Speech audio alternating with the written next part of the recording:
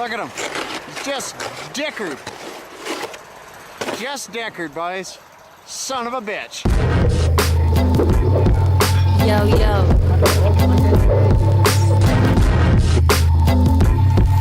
Class A, and macro. Not connected, not elected to participate. Bouncing down the stems will make your head hurt. Enjoy the day. Hey everybody, welcome back to Take a Wide. This is episode 233. Again, apologies for last week's late episode, but I'm back on track. I'll just quickly start off by saying if you haven't ordered a shirt, I still have those on the Big Cartel. Just go to takerwide.bigcartel.com and you can find it there. It's a great way to support the show and support the artist Shawnee who made it, and also Ironclad Graphics printed them. And yeah, they're there. Some people have bought. They're still fairly in stock. Just a note, I don't have XLs or 2XLs, but the more that people buy them, then the more I can make. So that'd be great if you guys want to order that. And also, if you haven't gone to the homepage, just go to takerwide.com, and there's the newsletter there. I'm sending it every week, which just has more information on the guests and links and references that we talked about. Costs you guys nothing, and actually there's some added savings that you can get from the sponsors when you sign up. You can only see it when you get the newsletter, so just do that real quick if you guys can. So let me just jump to the sponsors here.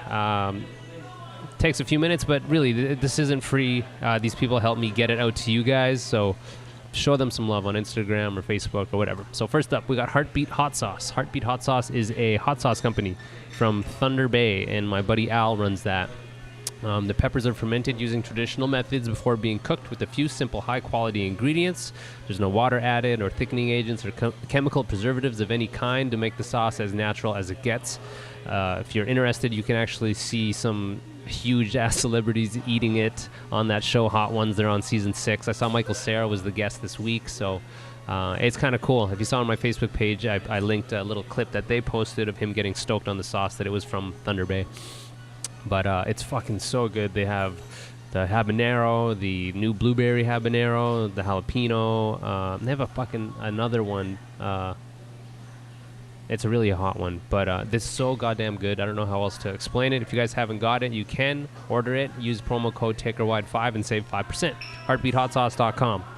Next up, we got DFA Tattoos. DFA Tattoos is a shop out in Montreal that Shawnee and Co. run. It's at 328 St. Catherine Est in Montreal. And I don't know what to say. They're skilled artists. They give a shit about what they're doing. It's a safe space. It's a professional spot. It's in a sea of tattoo shops. If you guys are out there, I go DFA for sure, 100%, 100,000%. The whole staff there knows what they're doing. They can help you out. And yeah, I don't know. It's a great experience. Just 328 St. Catherine Est in Montreal. DFAtattoos.com. Also, we got Kevin Rigo out in Kitchener at Hefner Toyota. Rigo's an old friend of mine, and he has supported me and my endeavors since day one, and obviously continues to do so by sponsoring the show. If you're looking for a new vehicle, or even a used vehicle, go see Rigo out in Kitchener, 3121 King Street East. Like you guys have heard me talk about it in how many episodes now? Just a solid as fuck guy, salt of the earth, hilarious, just fuck, man. He's the best. He's the best. You guys will never be privy, but when he's roasting me for being Costa Rican, it's pretty funny. I love this guy, and if you guys can show him some love, that'd be fucking awesome. Find him on Facebook, like the show, or like the page, etc., etc. Also got Ironclad Graphics. They're a custom screen printing company in screen printing shop in Kingston who specialize in apparel printing. They do shirts. They did my Take a Wide shirts. They do toques, patches, stickers, koozies, fucking LP inserts, tote bags, everything, man. You can just go to ironcladgraphics.com and you'll find everything there. He's been doing it forever, Julian. He ships coast to coast. He's competitive with his pricing.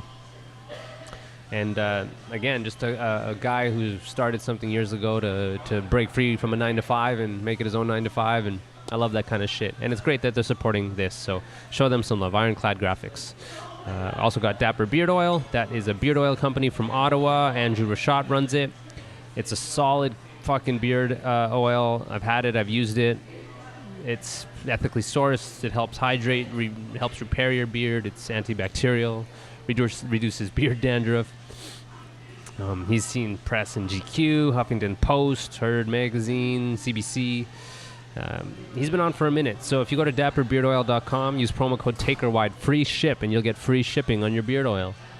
Go scope it out. Go like the page. Go find him on Instagram. I need to be doing more of that, posting my sponsors through my own Instagram. But dapperbeardoil.com, promo code TAKERWIDE, free ship. A couple more here. Wellington Brewery. They provide the beers. I'm actually sipping on a Upside IPA right now. It just so conveniently happens to be at Harmony Lunch. That's where I'm actually recording this right now. So what can I say about them? They do some really great shit, one of which being 25 cents of each can of Queen of Craft Grisette gets donated to the Guelph Wellington Women in Crisis. They pride themselves in being an active member of the community, and it's just cool that they support this little podcast, you know? It's very, very, very cool. So show them love.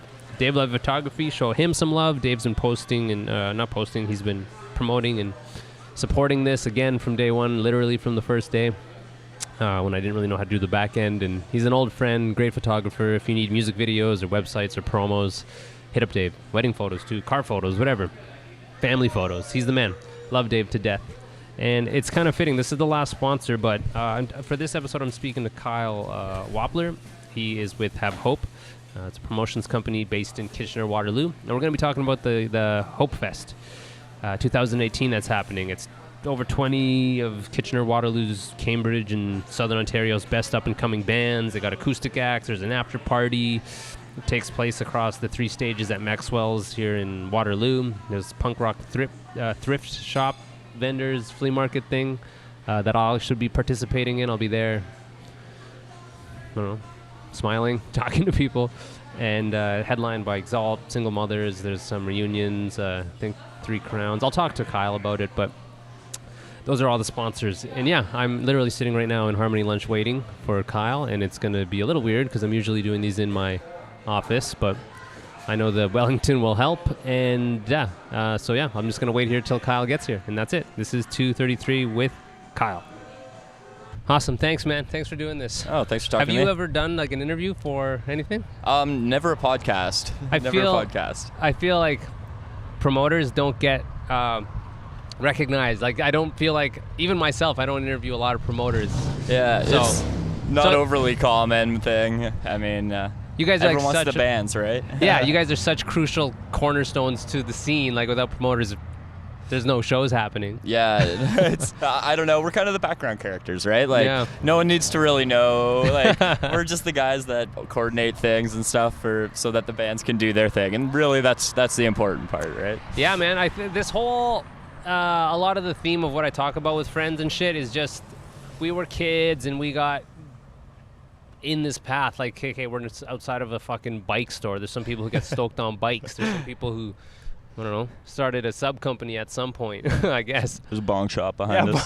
Some people fucking love weed. But like, when you were a kid, how did you get into it, man? Was it brother or parents or what? Honestly, I don't really know. Like, a couple of my friends started going to shows when we were really young, and my parents took me to a Watchmen concert with the Tragically Hip and Great Big Sea when I was about 12 years old, around that same time.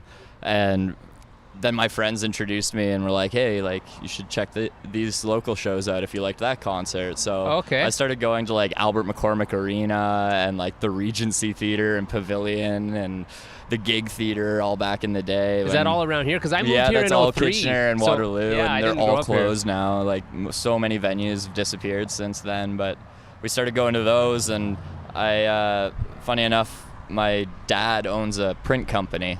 Okay. And he was printing flyers for, at that time, was Team Bloodshed and Art Clothing. Okay. And I was probably 14, 15 at that time, and my dad introduced me to them, and I started flyering for Andy at Team Bloodshed and Kurt and Corey for Art Clothing and Civilian Printing, and that's kind of how I got into it. And from there, Andy had started, he left Team Bloodshed and started a new company called Have Hope with... Did Andy have dreads? No, Andy didn't. No. Okay. but he started a new company with a guy named Yoshka Pugh, who's always done our design and all of that.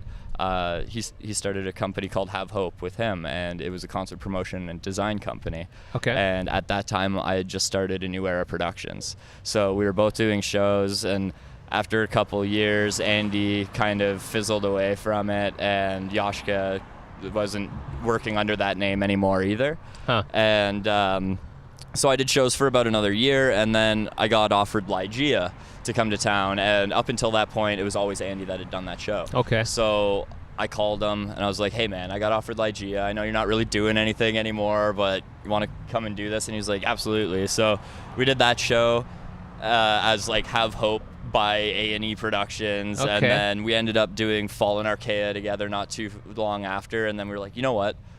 Why don't we just merge? We'll go under the Have Hope moniker, and we'll go from there. And we worked together for a few years, and then Andy decided he was done with it. So I've just kind of carried it on for the last 5 or 6 years now. Yeah, because it's been 10 years of Have Hope Yeah, shows. yeah. So you've been with them. So We were together for about 5 years 5 doing years. things, and I actually got my start underneath him promoting when he ran Team Bloodshed. So Crazy, it was man. kind of funny how it all came to be. And then last year, running Koi Music Festival with Kurt and Corey. Okay, the civilian And guys? They're the guys that started Art Clothing and Civilian Printing and Koi Music Festival, and also got me promoting when I was so young. So everything kind of came full circle over Cool. the last little bit, which is kind of neat. So this isn't your main gig, or is it? No, Okay. it's not. This is just like... You work at the print shop Yeah, as well? I work at the print shop Yeah. as well. This Yeah. is like my pride gig, you know? That's It's, the thing I like doing.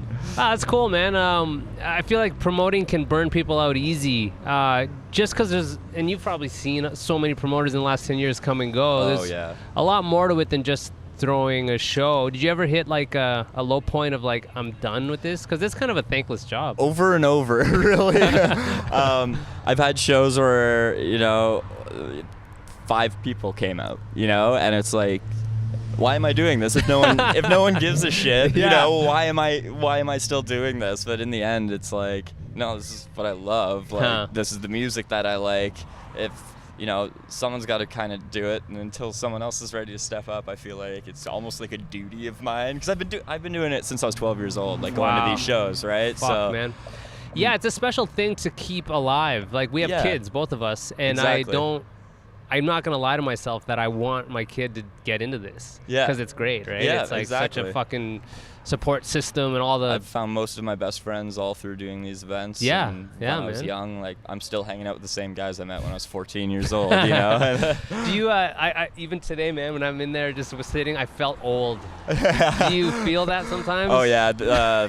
There's actually somebody put out an article not too long ago about me in one of the Laurier newspapers called KW's Scene Dad. Scene Dad? Scene Dad. So now there's a bunch of people just calling me Dad and stuff. So, they're like, some of these guys are 10 years younger than me at know, 19 man. plus shows, right? I know. Fuck. So Well, how old are you? I am 28. 28. So, Okay. Yeah. I'm 35, so I like really feel it sometimes. Yeah, man, I hear that. But it's cool because we're still doing it. Like Exactly. I guess 10 years in, and it's not your main gig, which probably helps, which lends to you not burning out. But like, I don't know, like, what else do you want to do? Because we'll talk about Hope Fest coming up, but is this just, how long do you want to do this for? I don't know.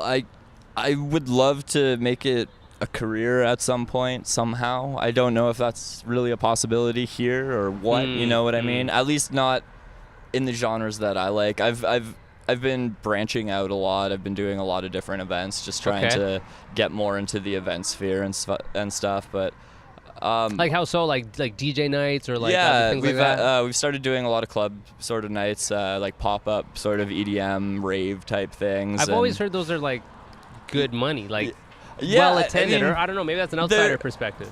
It's weird, right? Like the big ones are. Yeah. If you do a big event, but underground music is underground music. Is No matter underground what. music. It doesn't matter, right? So Yeah.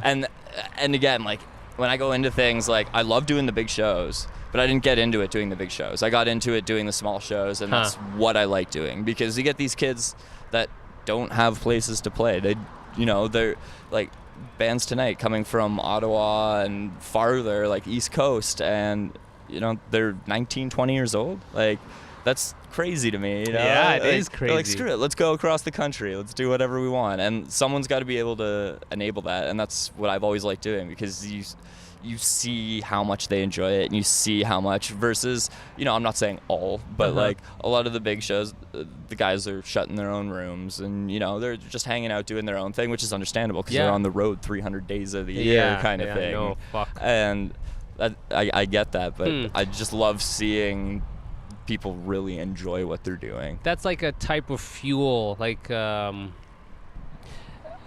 guess like from a, because I used to play in a band too, right? Yeah. I was gonna say that, like, that's actually how kind of a new era came to be, because Arc wasn't doing shows anymore at that point, who I talked about earlier, and Team Bloodshed Have Hope was kind of starting to stop, and that's around the time that I started my company, because I was in a band called The Setting Sun at that time, and there was nowhere to play because they were the only two promoters, and they were stopping to do, they weren't doing as many shows anymore, so it was like, all right, we'll create a new one. We'll create our own thing. Well, it's like being in a band, and when people are stoked on your band, it's like a fuel, because we don't get money from this. Most people don't. Some people do. But I'm sure on a promoter's end, to see these young kids stoked, like, because I remember playing out of town for the first time, and it's a real, like, it's a rush, right? When I'm getting older, man, I realize that there's less exciting things in my life. Like, music is an exciting thing, but I did the flea market that was at Chainsaw not too long ago, and I had that nervous energy, that excitement that made me think of being a kid. That made me think of this shit when you're like, where do I set up? Like, what do I do? Where do I go? But that's like I don't know. Yeah, you walk into a 70 capacity restaurant that's set up with chairs and everything, and you walk in, you're like, oh shit. Man, it was where's the show gonna happen, right? That was the look of the kid when I got there. There was some kid who was like almost too shy to ask a question, and I just remember that. Oh, exactly. I was that same kid. And then you transform it, and they're like, oh, this is sweet. yeah, like, it's fucking cool. The number of people, like, this tiny little space, right? Harmony Lunch, and the number of people I've heard come out and be like, man, this is my favorite spot to go to shows now, because it's so tight and it's so small, and the room gets packed up, and there's that energy that, like, what we were talking about before, like that energy we felt when we were a kid. Yeah. Because I feel like sort of the time that, we were in high school and going into the scene, that was like the cool thing to do. There was 5-10 times the number of kids going out to shows as what there are now. So you noticed that, I guess, for real, right? Oh yeah, there was a time where it was like basically a total rebuild, like trying to find all new people to come out and support shows, because it had died. I feel I'm so removed that I worry that, like, are there kids in bands? Like, I don't know, because I don't attend these shows. Yeah. So you probably have a better perspective. It's really cool. It's hard for me to answer that question, but I'm gonna go with yes, because I keep seeing more and more 19-year-olds in bands. But in this city, at least, and I know a lot of other cities across Ontario, we can't get all ages shows anymore. I feel the same, man. It's not us, or I guess, us in the band suffer as well, but it's the kids that do. They have nowhere to come out to a show, and no one wants to take that on themselves to do it. It's almost like a percentage game where you need like 51% of people throwing shows and 49% of people in bands, or maybe it's the other way, but just enough to, like, influence younger kids to start a band. Exactly. It's like a perpetual sort of cycle. Exactly. That, we were kids going to all ages shows, and that inspired us to be in bands, to help other bands. And shit, we still had Much Loud, man. Much Loud, We had Much Music, and they were still playing music. I remember in high school, my band, we got listed on the Loud upcoming dates. Oh, awesome. I still have that on VHS, because that was a big deal. That's on VHS, Yeah, man. I was like, oh my God, we're listed. Like, I think we just sent them an email. Yeah. But the whole sort of fuel thing, like, you see these kids, they're stoked on it. And I wonder, like, with these smaller shows, I know there's stresses with a small show and a larger show. But I don't know, because the larger show, I don't throw shows. Yeah. Which one do you like to do? Like, speak on both of them, I guess. The more stressful is definitely the bigger ones. Yeah, just all the cogs. Well, your overhead's higher, your risk is higher. There's a lot more to it. When you do a local show, we're doing it, like I said, in a restaurant, right? Whereas, you get a bigger band on tour, they're not going to want to play in a spot without you know, the big sound system, the big lighting system, all of that kind of thing, where the DIY is a little bit more work because I, you know, come in, set up the equipment, move tables and all of that stuff. Whereas a venue, it's all set up, but there's a lot more stresses, I guess, that come along with that. It's not to say that I don't enjoy those stresses. Sometimes that's a motivator in itself, right? Just kind of having that and being like, all right, I'm going to nail this so these guys like it so we can get other cool big bands in here. And that also fuels these smaller shows. Every time there's a big show, people get stoked, people get excited on it, and they're like, you know what? I'm going to go out to smaller ones. I'm going to support the smaller ones. Let's do that. And Hell yeah.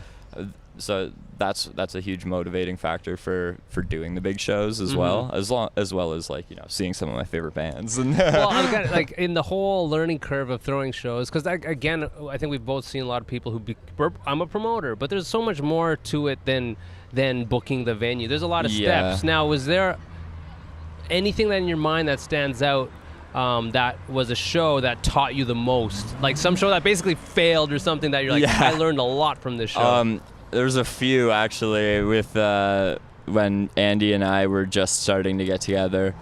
We did a Dr. Acula show, and then This Is the Apocalypse show, like right after one another. And we did it in this massive venue because we both were like really stoked on them. We're like, no way, it's Dr. Acula, and we both really liked This or the Apocalypse, right?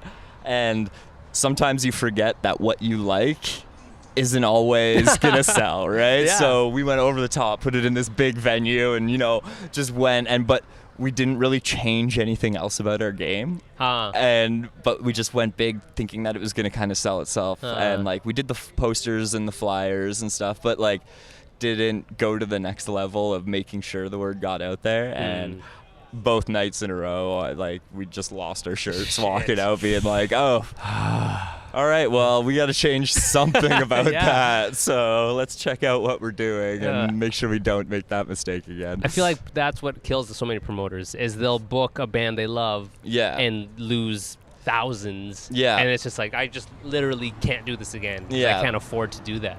It happens. You gotta learn from it, right? Like that's how you guys have been doing it for 10 years. And just keep trekking on. Is this a registered business? Have Hope or?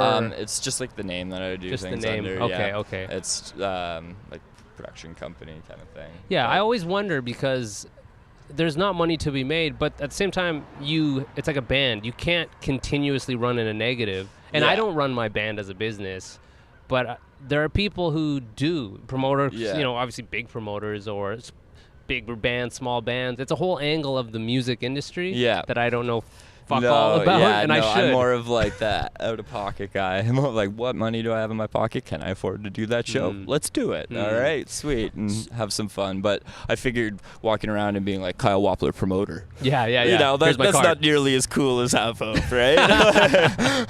True. With that, we were talking about kids before I think we recorded, or maybe I hit record, but you have kids, I have kids.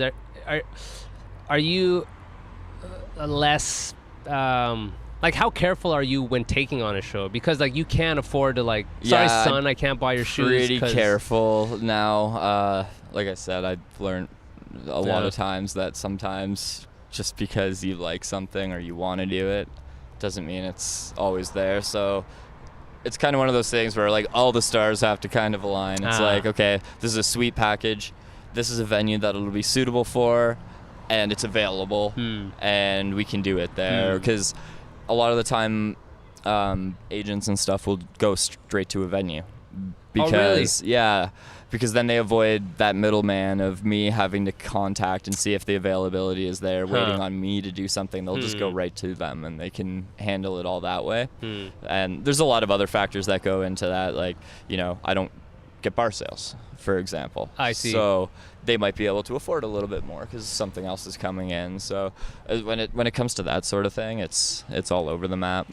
It seems simple to do well, but I don't know. It's again a thing that I don't do. I throw shows, but like this, you know, like, you know, just I don't have DIY to pop-up pay stuff. for stuff.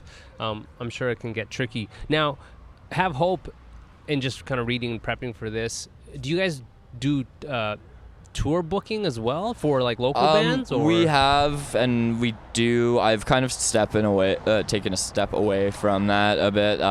It's just really time consuming, and with 2 kids and as many shows as I'm doing right now and working full time, it's too much. Like I've helped out some people Who have you recently, helped out? but back in the past, I was doing stuff with the Intake of Glass and Gracefield and Set Anchors, and did stuff with The Fatalist and Unlimited, and like just like kind of like touring, like up to Quebec. Like no US stuff Eastern Canada and like the Ontario circuit for the most part, and then Anchors did one West Coast.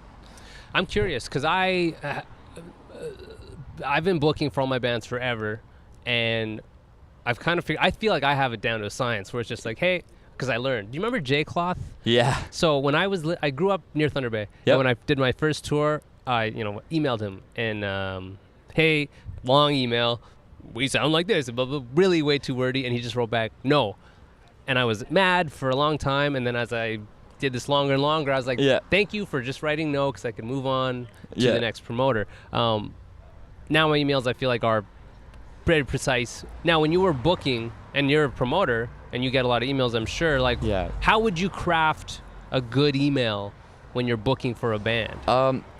I don't know. It's tricky to say. I don't really personally have a preference. I don't personally have a preference. Like when I'm doing it, it's usually like, hey, this is who I have.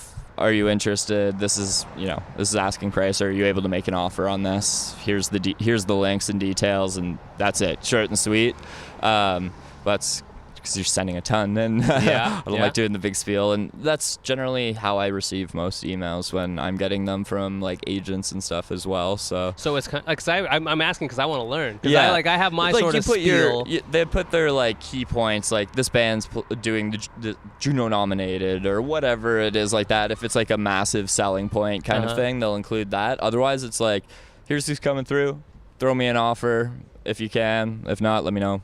And here's a couple links, and that's it. Links wise, will it be, because I'll just do like just Bandcamp or maybe like a music video, like 2 links max. Like I guess. Yeah, that's usually what it is, unless there's like press that is really important to them that you read. Like, here's a new album release, press release coming from record label or whatever, right? That. Now, will you, when you receive those, will you go through and listen to them? Because I would just picture that I listen to as much as I can. You can, you do that. A lot of, like, at least for the smaller stuff, I've made a lot of friends and stuff, all ages through the scene, and I kind of have to accept the word of other people sometimes, because I literally receive up to 100 messages in a single day just from bands, word of mouth, DJs, whatever, right? Hearing, I heard you do this, and so sometimes it's overwhelming. You can't get to them all. Yeah, and then I'll hear like a band that I've booked recently will be like, yo, this band is sick, check them out, whether it's on Facebook or directly messaging me being like, yo, check this out, and there's an email in my thing asking for this date or whatever, and we can check it out that way. And it's because it's so hard. Like, there's so many good bands, right? And there's no way to just be like, well, this band that plays punk rock and this band that plays punk rock, this one I'm gonna choose over. Like, it's really hard. Like, I mean, some people might go in and be like, oh, well, these guys have more Facebook. Like, I could give a shit, right? It's like not MySpace days. Like, they have 4,000 million plays. Like, it's like, well, whatever. That's interesting. So when you're picking, like, because you get so many emails, like, I'm sure your taste will dictate what you book. Yeah. But is there anything else aside from friends? Like, how do you pick your bands? Is it like, I need to make money this month, so I'm gonna take these bigger bands, or how do you pick? I mean, if there's like a bigger show that I'm doing that has like a higher guarantee on it and there's more money riding on it, then I might be strategically about, okay, this band with this sound, I know these guys draw well, these guys hustle because I've worked with them in the past. I'm gonna be more likely to choose a local to support it if I know that they have a good solid local draw, because I need that help kind of thing. Well, And you do like check to see when's the last time they played in town, because a band might have a good draw, but maybe they're idiots. Yeah, and if they played play last 3 month or times, something. and if they play 3 times in a month, It's like extra work for you, I guess. To like, Yeah. okay, when did these guys last play? Yeah, usually if you just ask them, they're like, hey, when was your last gig in town? Like, and they'll tell you for the most part. And they'll be like, oh, we're playing this one. And you're like, oh, okay, that's a little too close. And then don't even bring up the gig that you're just kind of be like, hey, when are you playing next? It's too close.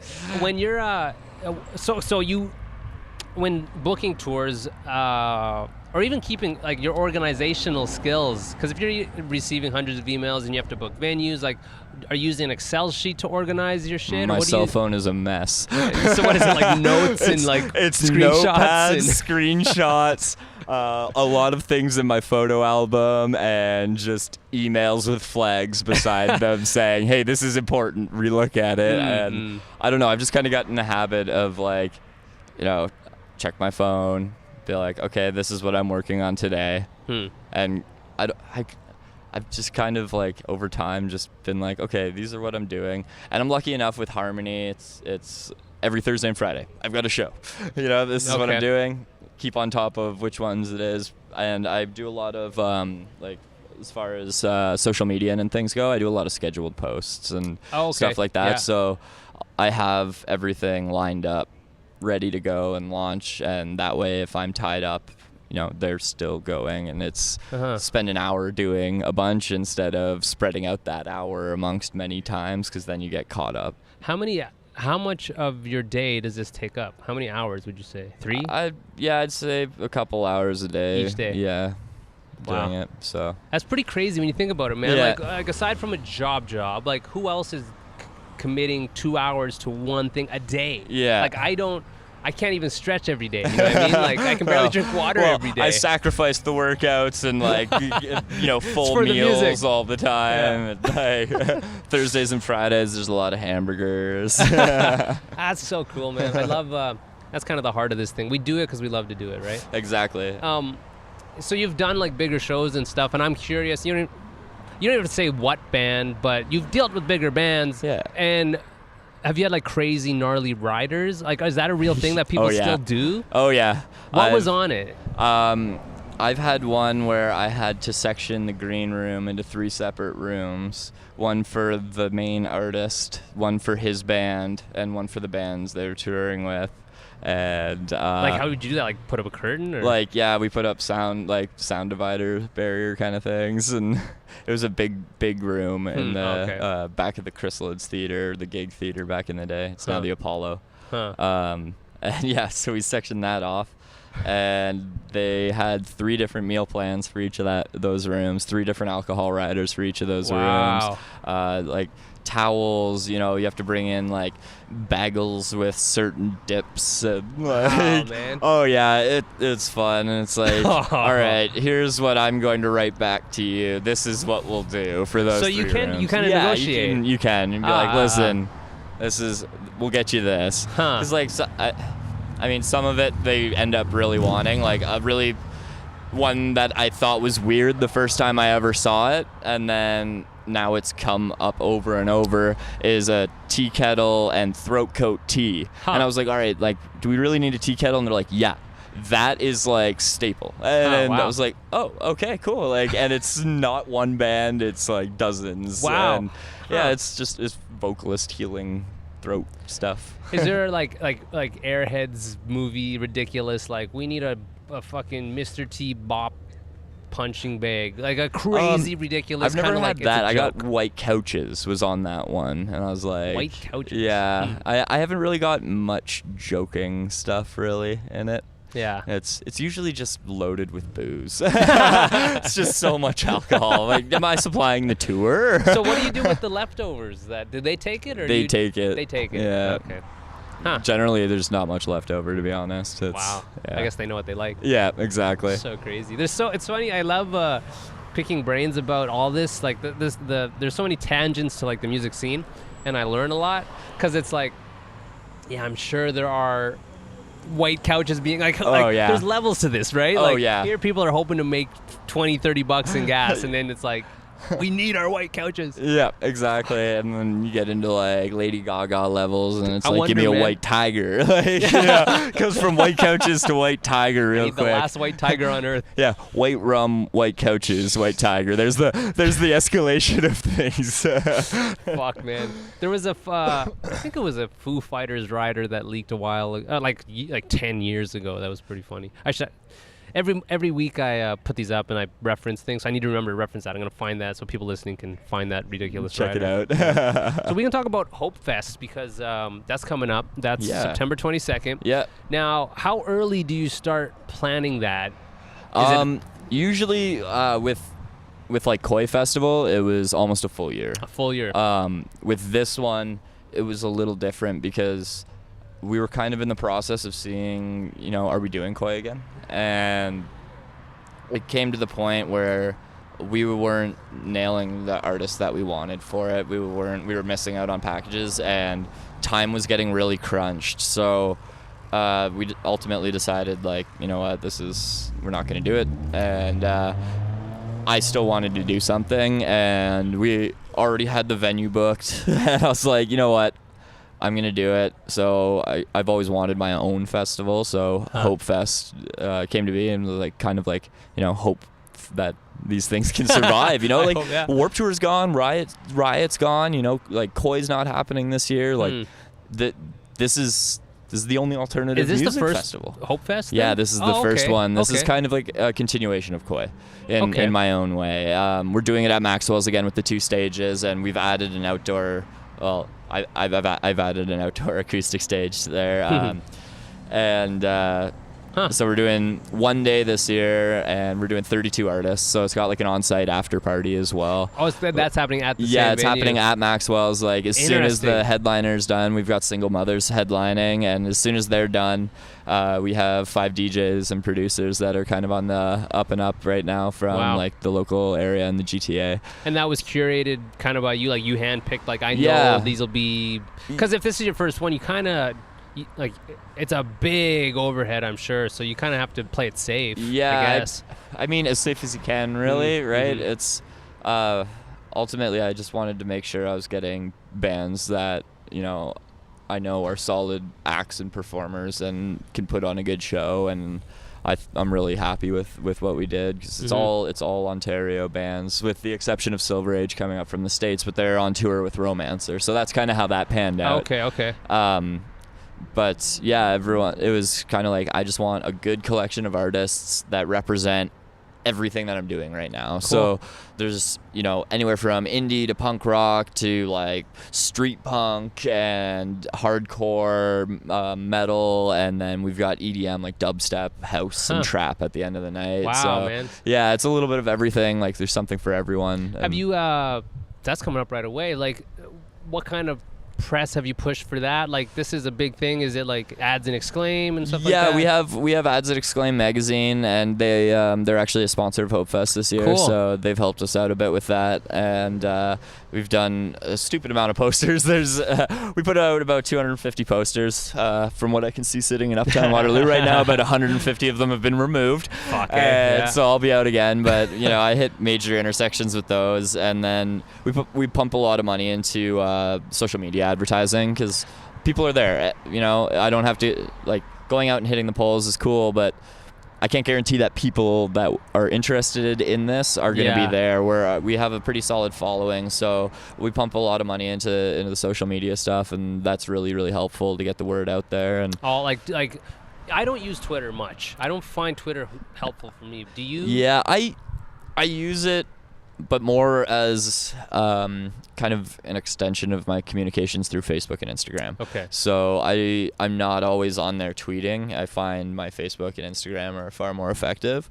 But I have them linked so that it's pushing out content as well, so that people that are present on there are able to hit those links and follow along with what's going on. Cool, man. So what do you like, are you pretty confident? You have tons of knowledge and experience. Like, are you worried about it? Like, how much? No, you're just kind of, it's in motion. Oh, yeah, like, the city's really weird for ticket sales. Everything comes in, like, the last couple of weeks. So, and I've been doing it for so long, it's just, I've become so accustomed to that, whereas people that don't generally work in our scene, they come along and they're watching this and they're just looking at me like, are you shitting your pants right now? I'm like, nope, like It'll just be fine, hanging out, it's fine.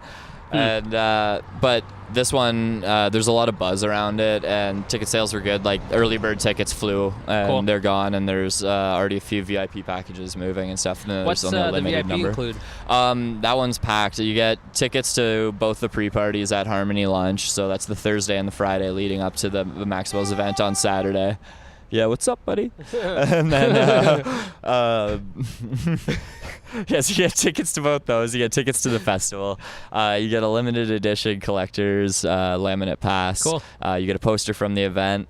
You get a cassette tape compilation from 39's Cassettes, who's one of cool. our sponsors. Oh, cool, yeah. A Hope Fest t-shirt that was designed by 519 Designs and is being printed by Civilian Printing for us. I saw And that on your Big Cartel, yeah. You guys got like patches and... yeah, that's we've cool. got a ton of stuff going on. We have like patches and pins that we're putting in with the VIP packages and stickers and all those goodies, and we have a few things from our sponsors and stuff to go in there as well. That's cool, so man. it's a couple $100 worth of value for $50. So yeah, that's sweet, man. I just popped in my head about your kid. Like, so your oldest is 8? yeah.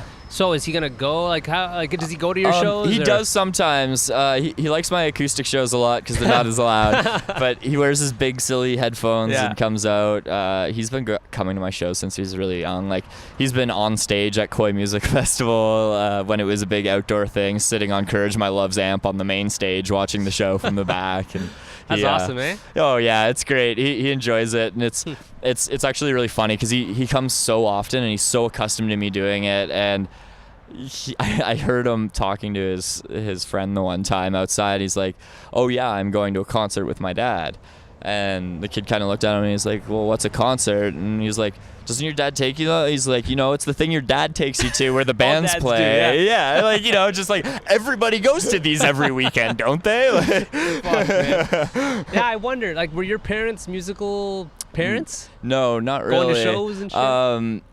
I mean, they took me to my first concert, but I don't think they went to a concert for 5 years after that kind of thing. My mom played piano when she was younger, and my dad played a little bit of guitar, but it wasn't something that they carried on when I was a kid, so I never really saw them play. I wonder, man. Like, what are our kids, their perspective? Because we have our vision of our parents and what they did, and like, I wonder, man. Like, he's probably looking at all me and my friends and being like, "Yeah, tattoos and piercings are weird." Yeah, who knows? They're such a dad thing, man. Tattoos, yeah, this shit's gonna be like dad shit. I'm never gonna get tattoos and piercings because it's such a dad thing. Yeah, my dad maybe. listens to punk rock. That's so dad. Yeah, in a way, maybe that's good. Like, I don't want my son to be 13 with like only tattooed under his eye or something. Yeah, the way all the mumble rappers are going, Yeah, though. I mean, Oh, fuck, man. I'm just kind of running through here. I think I got through most of this. Like, it's really just to pick your brain about this. It's a whole other end of it. Like, I play and I throw shows, but I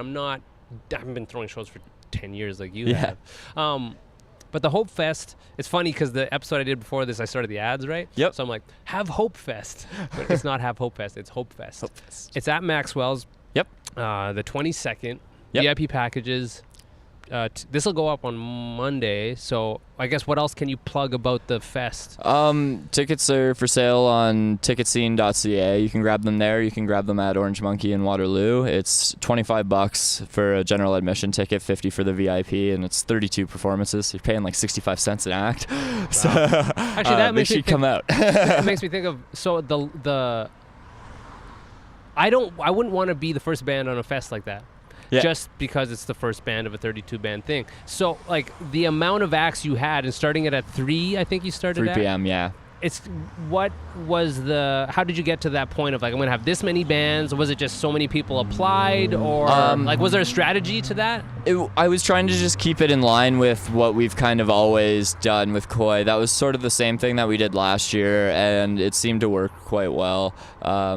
I'm just kind of I go strategically about how I build the lineup. I make sure that there's somebody that people are gonna want to see right at the beginning, and I've done it in a way this year too that we've added the acoustic stage as well, and the acoustic stage runs till 7 p.m. and then the headlining acts afterwards. So your major draw tends to be after 7. It would be like a normal show at that point, and at $25 it feels like a normal show at any concert hall, right? And so to get the people before that, we're like, you know what, let's add more artists, let's add more things. We've got a vendor alleyway happening at this, kind of like a pseudo punk rock flea market incorporated into it to get people out and interested. And strategic, man. And we put some really solid local drawing bands at the beginning that we know people want to come out for and support, and hopefully that carries on through the whole day. And we, from doing it for so long too, I know kind of whose fans want to stick around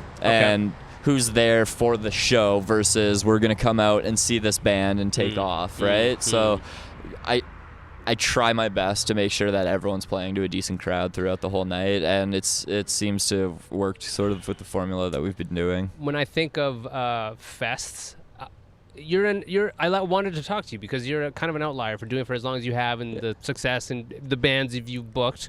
Because I think of promoters who do fests and it's a failure. And I've played those.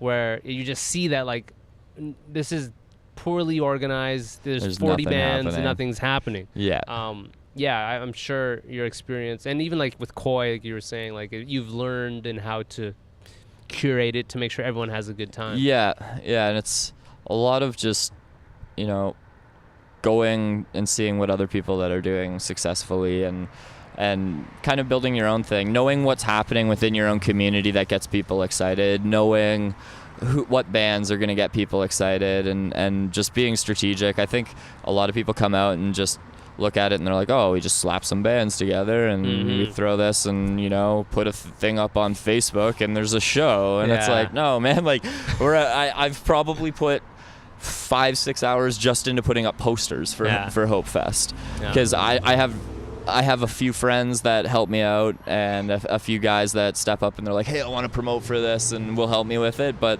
for the most part, it's just me running around and doing this all. Man. So I'm lucky enough to have guys like Jamie who'll run the doors for me and stuff, so I can go home and chill with my family tonight. And do dad stuff. Yeah, get another 2 shows tomorrow. Had one yesterday. So sounds exhausting. One last question, and then we'll do this thing called the Hibzine, which I just get you to play, like pick a band that you want to play something of. I'll put it after. But it's a thing that I think about, that when I started doing shows or playing shows in like 02, 03, it's a thing where like 4 Mesa Boogie cabs would come to the gig and you played your own cab. Now, I totally see now times have changed. Gear sharing is totally a thing. And I generally don't have a problem with it, but I feel old because I'm like, I had to buy a van. I had to put money and effort into be able to get my gear to the thing. So it's a question of like, should bands be able to play gigs if they can't get their gear there?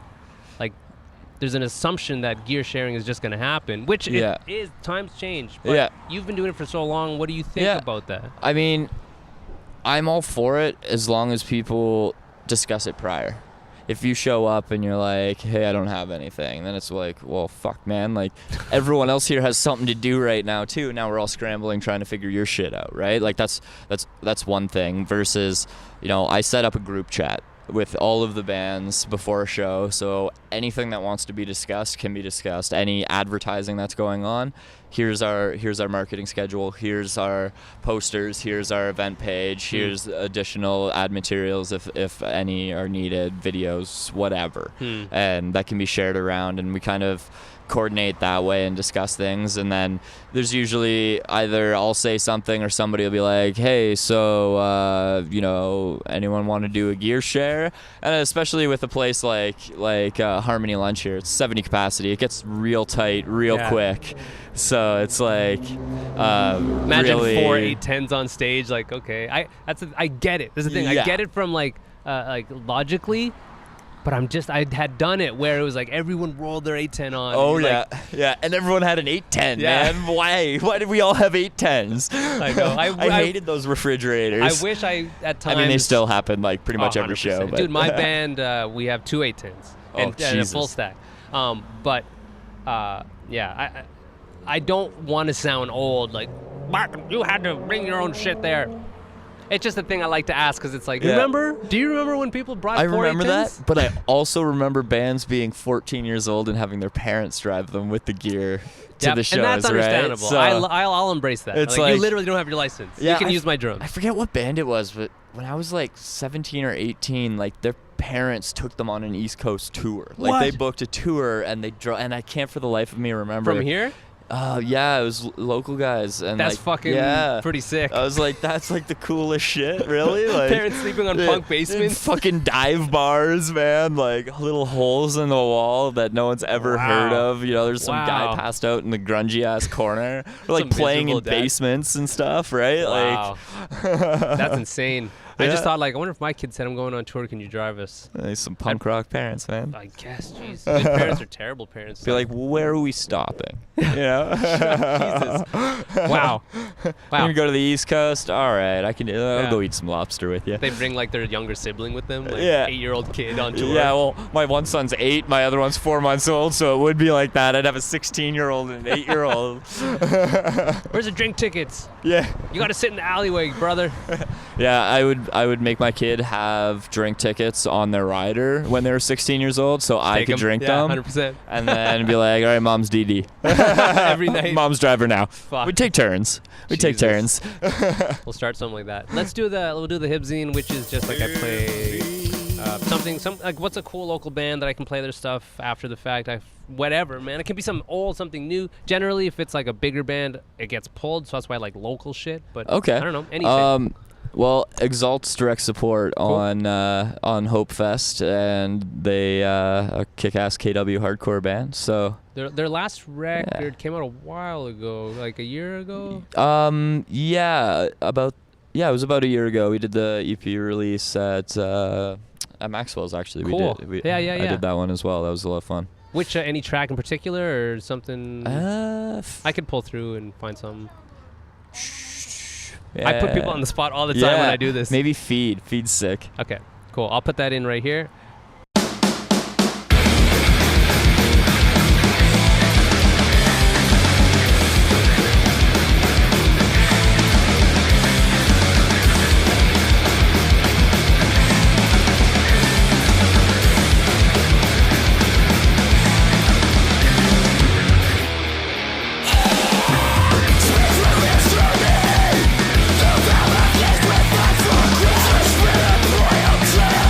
With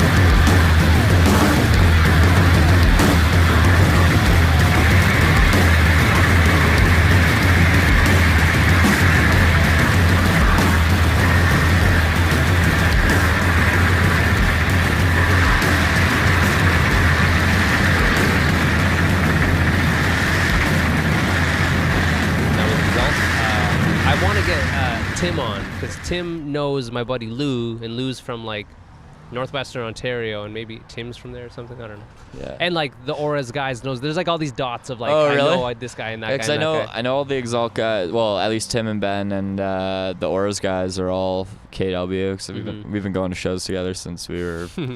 So Actually, young. Josh told me to talk to you. Yeah. A long time ago. Oh, Josh was really? like, you got to get him on. Oh, that's I was awesome, man. It's harder when I don't know someone. You know? Yeah. Generally, I'm talking to my buddies. No, but I'm glad you yeah, man. hit But me up, that's man. kind of it, man. Like, Yeah. I guess shout out your Instagram, social media shit. Yeah, you can follow us on Facebook at facebook.com/thisishavehope, and on everything else, This Is Have Hope. Awesome. I'll put all the links in the description. But yeah, that's it, Kyle. Thanks, man. Thank you. Cool.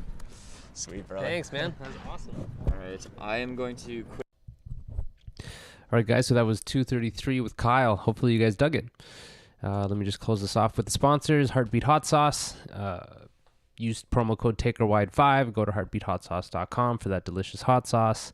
DFA Tattoos out in Montreal. That's 328 St. Catherine Est. Dope-ass tattoos. Find them on Instagram. Find them online, dfatattoos.com. Kevin Rigo of Hefner Toyota, 3121 King Street East in Kitchener.